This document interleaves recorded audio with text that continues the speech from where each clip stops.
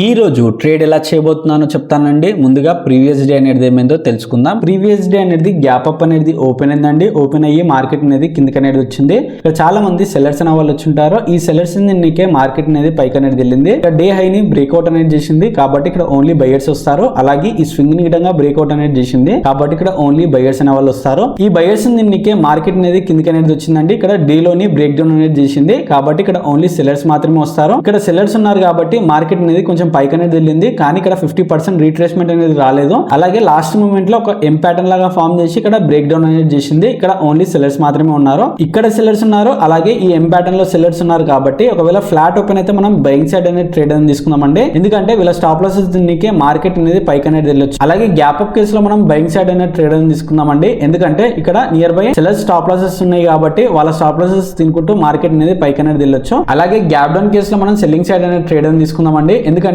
Market అనేది 2 days నుంచి ఈ లెవెల్ ని బ్రేక్ డౌన్ అనేది చేయలేకపోతుంది. ఒకవేళ ఈ లెవెల్ కింద ఓపెన్ అయితే మార్కెట్ అనేది కంటిన్యూస్ గా కిందికి వెళ్ళే అవకాశం అనేది ఉంది. ఇక్కడ ఈ లెవెల్స్ అనేటివి చాలా ఇంపార్టెంట్ అండి. ఈ లెవెల్స్ అనేటివి ప్రతిరోజు నేను బ్యాంక్ నిఫ్టీలో సెన్సెక్స్ లో డ్రా చేసి డైరెక్షన్ తో పాటు టెలిగ్రామ్ ఛానల్లో పోస్ట్ అనేది చేస్తూ ఉంటాను. ఇంకా ఎవరైనా జాయిన్ కాకపోతే వెళ్ళి జాయిన్ అనేది అవ్వండి. వెయిట్ చేద్దాం, మార్కెట్ అనేది స్టార్ట్ కాబోతుంది. ఇక్కడ చూడండి మార్కెట్ అనేది ఓపెన్ అయిందండి. ఓపెన్ అయ్యి ఈ లెవెల్ ని బ్రేక్ డౌన్ అనేది చేసింది కాబట్టి ఇక్కడ ఓన్లీ సెల్లర్స్ మాత్రమే వస్తారు. ఇక్కడ ఒక మంచి సెటప్ చూసి మనం ఎంట్రీ అనేది ప్లాన్ అనేది చేద్దాము. ఇక్కడ చూడండి మార్కెట్ అనేది కంటిన్యూస్ గా కిందికి అనేది వస్తుందండి. ఇక్కడ ఈ లెవెల్ ని విధంగా బ్రేక్ డౌన్ అనేది చేసింది. ఇక్కడ ఓన్లీ సెల్లర్స్ మాత్రమే వస్తారు. మళ్ళీ ఇక్కడ సెల్లర్స్ ఉన్నారు, అలాగే ఇక్కడ సెల్లర్స్ ఉన్నారు కాబట్టి ఒక గ్రీన్ కలర్ క్యాండిల్ చూసి మనం దానిపైన ఎంట్రీ అనేది ప్లాన్ అనేది చేద్దాము. ఇక్కడ చూడండి నేను ఇక్కడ ఎంట్రీ అనేది ప్లాన్ అనేది చేస్తున్నానండి. ఇక్కడ 50 పాయింట్స్ అనేది నా స్టాప్ లాస్ అనేది ఉంటుంది. 140 పాయింట్స్ అనేది నా టార్గెట్ అనేది ఉంటుంది. వెయిట్ చేద్దాం, స్టాప్ లాస్ లేదా టార్గెట్ తీసుకోవడానికి ట్రై చేద్దాం. ఇక్కడ చూడండి మార్కెట్ అనేది పైకి వెళ్ళిందండి. మంచి ప్రాఫిట్ అనేది కనిపించింది ఇక్కడ నాకు. మళ్ళీ ఇక్కడ ఇప్పుడు మార్కెట్ అనేది కాస్ట్ దగ్గరికి అనేది వచ్చేసింది.